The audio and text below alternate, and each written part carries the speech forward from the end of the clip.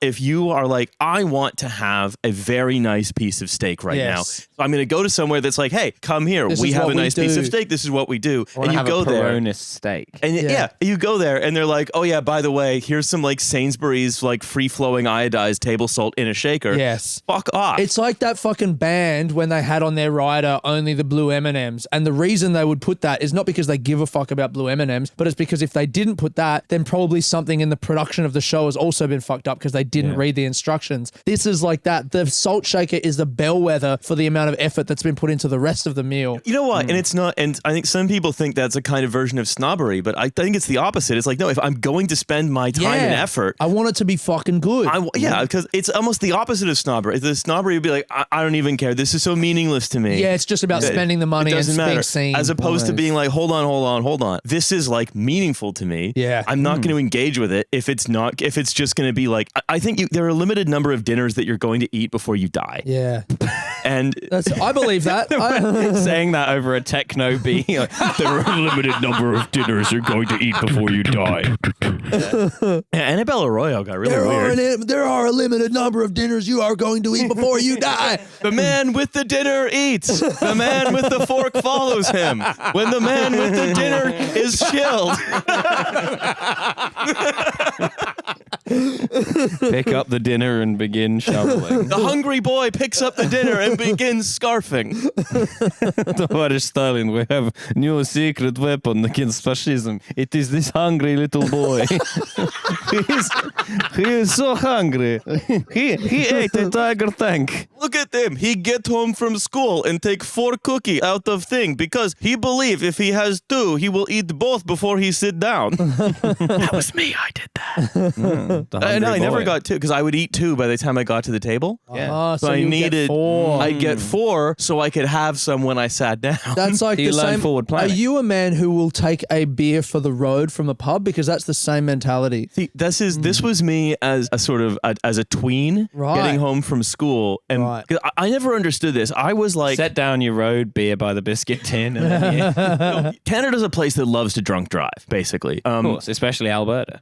Alberta sort of semi-legalized it. It's a sensible public health-led approach to legalizing drunk driving. That's great. They're like Portugal with drugs. Yeah. Oh yeah. People are gonna drunk drive, so we'd rather they did it in a safe and regulated manner. We've set up a little test track where there's cushioned sides and you can do all the drunk driving you like. They should do a Nürburgring, but for drunk driving. Yes. Yeah. Now we're cooking. What's a Nürburgring? The Nürburgring is like a famous car test track in Germany. So it's like with Audi's gonna like produce a new like A3 for drug dealers or whatever. They're gonna be like, but first we must send it round the Nürburgring as a benchmark for how it performs against other A3s. And it's a real like European car guy mecca where people take their M3 or whatever and they go and drive around the Nürburgring. But also people do it with like hilariously unsuitable things like vans and stuff. Awesome. So anyone can do it with any car. Yeah. There are like sick videos you can find online of people just like fanging a Hyundai Getz around the Nürburgring. It's like pretty cool.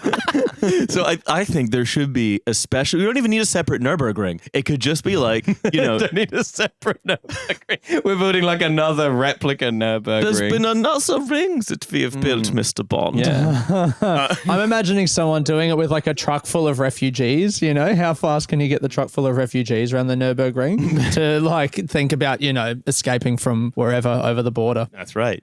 But I think there should be a drunk driving Nürburgring where on Tuesday nights, right? Tuesday nights at the Nürburgring, right? They're breathalyzing them before they go on the course to make sure that they're drunk. Yeah. Yeah, it's like if you could drive here, you can't continue to drive on the Nürburgring. Like you have to have been driven here, right? Yeah. Right, and then you get on, and it's all safe. It'll be fine. There's cushioned walls. It'll be fine. Basically, everyone's driving a Volvo. No, you drive whatever. Yeah, that's not. No, hang on. Let's not. What if you're gonna drunk drive? You're gonna drunk drive a Volvo. No. You could drunk drive whatever you want. You could drunk drive like the big clown float that they'll have. This kind of thing, right? Okay. But crucially, it's fine. Yeah. Yeah, So there's sandbanks and what have you. Yeah, stuff like that. Whatever it'll be. Like, Whatever it is. Whatever it is. Let's not get caught up in the details. Let's not get caught up in the Yeah. details. Let's just agree that it's fine. That'll be for other people, German people, to figure out. Yeah, we'll leave that to the philosophers. I- The content. Put bumper rings on your McLaren F1 or whatever. I Yeah. don't agree with this concept, but I must make it as safe as possible. That is the task I've been given. Yeah, I and wish then- I went to Argentina with the rest of the family. I could be running a steakhouse in Edinburgh. Yes, Argentinian steak und Brot. Yeah, but now I'm doing road safety for drunk driving. But now I've been repatriated to Germany, and I did very light Nazism. I was sentenced to community service to make the Nürburgring suitable for drunk driving. There you go. That would be fun. On 'cause Tuesday. maybe- Hey, and you know what On you could Dienstag. call the race at the Nürburgring? Yeah. The Nürburg Rally.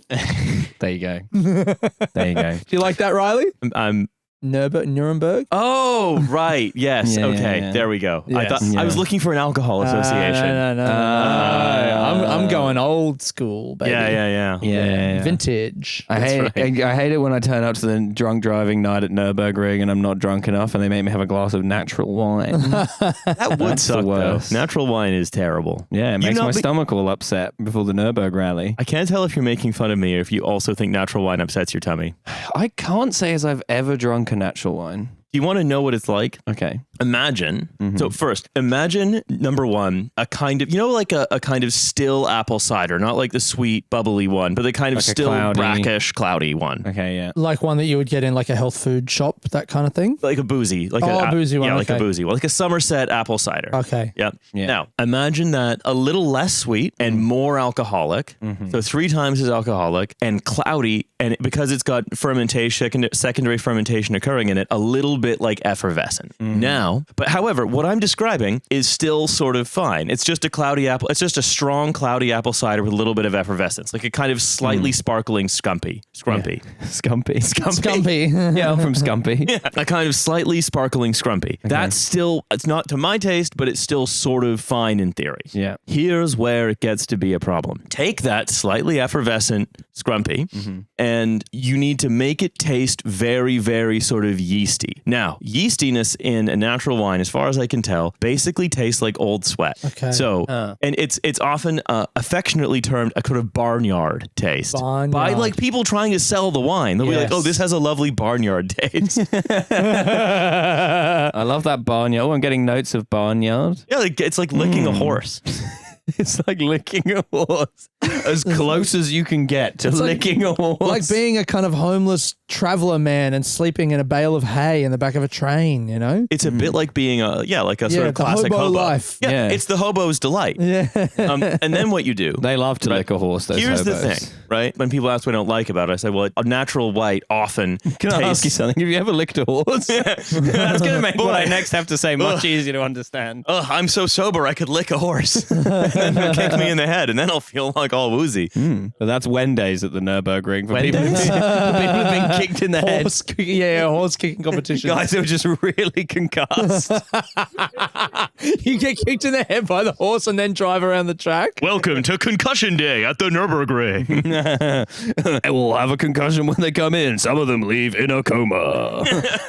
So basically, I say it tastes like fizzy Scrumpy filtered through a kind of used gym sock and then bottled. Even then, that wouldn't be so much of a problem if it wasn't so fucking inescapable. Yeah. Like, it's, Like natural wine is just everywhere. you cannot avoid it. It's like, okay, all of that even. You could be like, okay, you know what? There's no accounting for taste. That's fine. Some people probably like it. But if you live around here or around where I live, then you go to anywhere that like has a lot of wine, like is a wine-focused place, and frequently you'll say, hi, I would love a glass of wine. I like nice wine, so I'd love it to taste good. And they're like, What about something that tastes like licking a horse? and they're like, no, we don't. Oh, actually, all our wine is natural. They'll often say, the conversation I hate to have the most is when I go somewhere, I sit down and I say, hey, do you have any wine that isn't natural wine? And then they'll go a little, Like, that's the snootiness that I tend to encounter in the world of food and wine. And I'm someone who... fucking drongo doesn't like licking a horse. He's in for a nasty shock. We're only horses here. And I'm saying this as someone who's like starting a professional wine qualification the week after this gets recorded. Yes. By the time it's released, I'll probably be partway through. He's going to be semi-qualified by the time you're hearing this. And you'll be loving licking horses by that point. Maybe you just don't understand the terroir of the horse. That's what the argument that often gets made is, oh, you just don't get it. Right. Yeah, this is the only wine here that's been over a jump, mate. Yeah, this horse was reared in, some obscure region. It was raised with the smells of that particular gully. This is a Mornington Peninsula horse, don't you understand? Gumboot Gully. this guy, he's ordered a Coke Zero because all the wine's natural. He's in for a shock when I pour this Coke Zero over a horse's ass before I decant it into the glass. Decanted across the mane of this. Is it natural Coke Zero, you dog cunt?